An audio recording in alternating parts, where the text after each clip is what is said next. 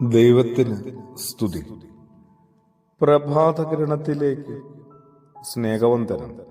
ഭാഗം 2141. ഇന്ന് നവംബർ മാസം 10-ാം തീയതി, ഈ ആണ്ടിലെ 314-ാമത്തെ ദിവസത്തിലെത്തി. പരിസരത്തിന് എന്തെങ്കിലുമൊക്കെ പ്രകാശം പകരുന്നവരാണ് നമ്മൾ ഓരോരുത്തരും. അതിലൂടെ ആർക്കെങ്കിലുമൊക്കെ ഇത്തിരി പ്രചോദനവും പ്രേരണയൊക്കെ കിട്ടുന്നുണ്ട്. അറിയില്ല, ഒന്ന് ഉറപ്പുവരുത്തണ്ടേ. അതിനായിട്ട് നമ്മൾ ഇത്തിരി സമയം കണ്ടെത്തണ്ടേ. ലോകത്തിലേക്ക് പ്രകാശം വന്നിട്ടും മനുഷ്യ പ്രകാശത്തെ തിരിച്ചറിഞ്ഞില്ലെന്ന് മാത്രമല്ല, തിരഞ്ഞെടുത്തില്ലെന്നും അതിനേക്കാളും അപ്പുറത്ത് അന്ധകാരത്തെ വല്ലാതെ സ്നേഹിച്ചെന്നും ഇങ്ങനെ ഒരു ഓർമ്മപ്പെടുത്തലില്ലേ നമ്മളെക്കുറിച്ച് ഉണ്ടെന്ന് വിശുദ്ധനായ യോഹന്നാൻ ശ്ലീഹായുടെ സുവിശേഷം 3-ാം അധ്യായത്തിലുണ്ട്. പ്രകാശം ലോകത്തിലേക്ക് വന്നിട്ടും മനുഷ്യ പ്രകാശത്തെക്കാൾ അധികമായി ഇരുട്ടിനെ സ്നേഹിച്ചു. കാരണം അവരുടെ പ്രവൃത്തികൾ തിന്മ നിറഞ്ഞതായിരുന്നു. തിന്മ പ്രവർത്തിക്കുന്നവൻ പ്രകാശത്തെ വെറുക്കുന്നു. പോരെ, ഇത്രയൊക്കെ പോരെ. കുറെ കൂടി പ്രകാശത്തിലാവാനും പരിസരത്തിന് അത് പ്രചോദനമായി പകർന്നു നൽകാനും കഴിയേണ്ടതാണ്. പ്രകാശം പരത്തുന്നവരും അന്ധകാരം പരത്തുന്നവരുമുണ്ട്. വെളിച്ചം വിതറുന്നവരുടെ സാമീപ്യം സമൂഹത്തിൽ തെളിഞ്ഞു നിൽക്കും.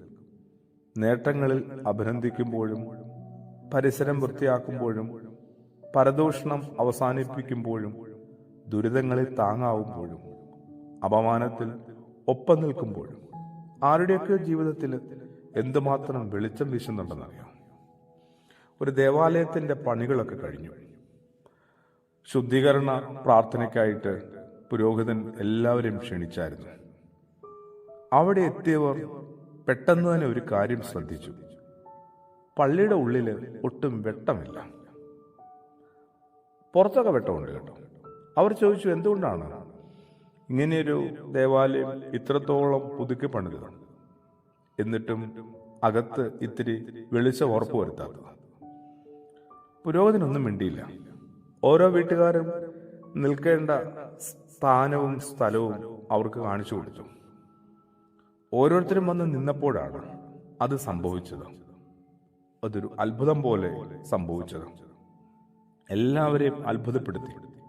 ഓരോ വീട്ടുകാരും അവരവരുടെ സ്ഥലത്ത് വന്ന് നിൽക്കുമ്പോൾ ആ ഭാഗത്തുള്ള ലൈറ്റ് തെളിയും.